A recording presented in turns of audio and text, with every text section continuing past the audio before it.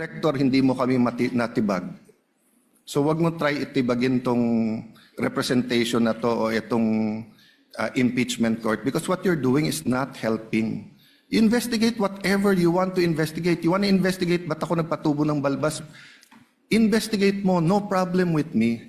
Pero wag mo nang i-announce kasi nga naaapektuhan yung integrity ng court. Thank you for the leeway, Presiding Officer. Isusunod na nilang patahimikin si Senator Alan Peter Cayetano.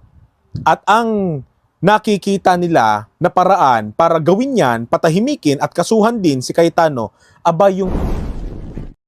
Ito, magsagawa na naman tayo ng reaction video sa isang vlogger na kaanib sa INC kung Iglesia ni Cristo.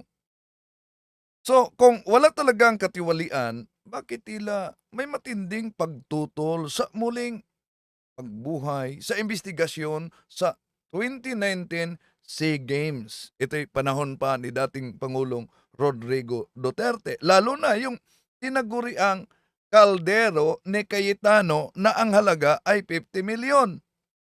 Nang sabihin ni NBI Director Melvin Matibag na buhayin ang investigasyon, abay umalma si Senador Pia Cayetano, si Senador Alan Peter Cayetano at maging INC vlogger na tinig ng karunungan.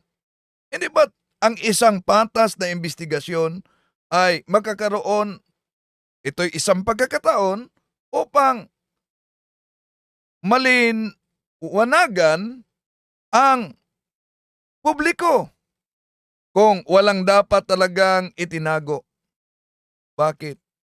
Parang takot sa proseso. Kumusta? Welcome at sa ating mga suking taga-subaybay, i-comment ninyo kung saan kayo nakabase ngayon. At lalo na sa mga OFWs para alam natin kung saan napaabot ang bidyong ito. May kapapasok na balita. Di ko agad ito tinatalakay dahil kala ko frank lang. No? Siguro kilala ninyo si Mima, isang vlogger. No? Huling vlog niya, tatalakayin natin mamaya, kaugnay din sa sakit ni Marcoleta na doon sa PNP Hospital may patong-patong na sakit, paglipat, okay pala. Yun na pala ang huli niyang vlog. Pinasok siya ni Ratrat. Tatalakayin natin yan mamaya, mga kapatid. Pero sa pagkakataong ito, ating tatalakayin at mag-react tayo, no? Lalo na sa tinig ng karunungan na isang kaanib ng ANC na kadalasan ang kaniyang pagtalakay ay kaugnay kay Marcoleta, kaugnay sa INC pero deleted na yung iba. At yung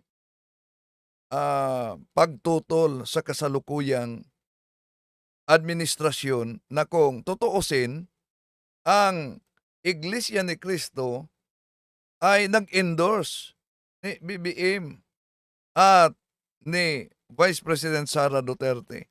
Yeah? Pero ngayon, sabi ang init na. Okay. Ating bigyan ng reaksyon si tinig ng karunungan. Una, Senator Alan Peter Cayetano sinupalpal si NBI Director Melvin Matibag sa kanyang talumpati sa Senado. Eto kasing si Matibag, mga kababayan, mukhang gumagawa na ng kaparaanan para isunod na sa mga papatahimikin si Senator Cayetano. Hindi naman po maipagkakaila ng administrasyon na ito at talagang kapansin-pansin din na netong mga nakaraang buwan, may nag-comment dito si Abdul Bai. May Alicia allegedly entered the house. Pasok daw sa bahay. Yun ang ulat na pinasok siya kagabi. at kinumpirma, marami na nagkumpirma doon sa Caloocan ba yun, na yun na ang huling vlog niya. At mamaya tatalakayin natin yan. Pero bago dyan, mag-react tayo kay Tinig ng Karunungan. sa Senado. Eto kasing si Matibag, mga kababayan, mukhang gumagawa na ng kaparaanan para isunod na sa mga papatahimikin si Senator Cayetano. Hindi naman po maipagkakaila ng administrasyon na Isusunod ng patatahimikin si Cayetano. Ang pahayag ni National Bureau of Investigator Director Matibag, Melvin Matibag, na muling iimbestigahan yung napaulat na allegedly korupsyon sa 2019 SEA Games na pinangunahan ni Cayetano. Hindi ito otomatikong nangangahulugang may layuning patatahimikin na si Senador Peter Alan Cayetano. Ang investigasyon ay hindi ito katumbas na diniklara na may sala beyond reasonable doubt. Kung wala namang katiwalian, bakit agad ipinalagay na may panggigipit na nangyari? At kung walang dapat ikabahala, bakit naging sensitibo ang kanilang reaksyon sa sinabing investigasyon? Ang layunin ng investigasyon ay alamin yung katotohanan batay mismo sa lumabas na mga bagong ebidensya, hindi sa haka-haka lang. Okay, tuloy natin. ito at talagang kapansin-pansin din na netong mga nakaraang buwan, inuunti-unti nila, iniisa-isa nilang patahimikin ang Sandali. May basa ako dito, si Rene Tubat. Bakit hindi kayo mag-react sa flood control tapos pag Duterte tirahin sa administrasyon, tikom ang bibig mo? Parang di mo yata nakita yung mga issue kaugnay diyan.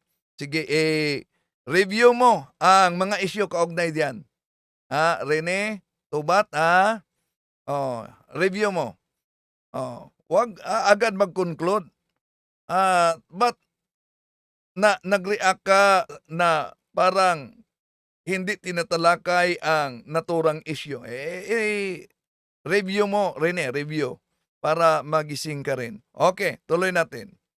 mga senador sa hanay ni Senator Rodante Marcoleta na sila-sila yung mga senador na nais tumugis sa mga buwaya ng flood control projects anomaly at magbigay ng hustisya. Okay, eto ka, may bahagi na dito sa flood control anomaly, pero ating susuriing mabuti kung ang kanila bang mga layunin ay para lilitaw ang tunay na isyu o gusto lang ilihis o may gustong pagtakpan. Halimbawa, noong chairman si Senador Rodante Marcoleta, may success yan na sorpresa. Surprise witness. Sino yon?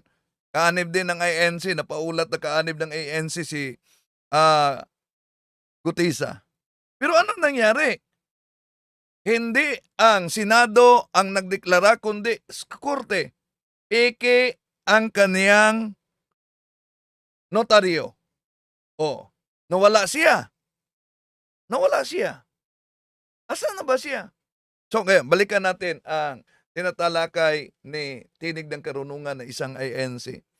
May panggigipit ba talaga? O bunga lang ito sa sariling mga ginawa nila dahil merong mga senadors na nakukulong na? Halimbawa, yung kasong plunder ni Senador Rodante Marcoleta, di ba nag-ugat lang ito sa sarili niyang pahayag sa ANC TV tungkol sa umano'y pagtanggap niya ng 75 milyong, sabi pa niya, utang na loob. So, kung hindi niya sinabi yun sa TV, ang tanong, magkaroon ba siya ng ganitong kaso ngayon?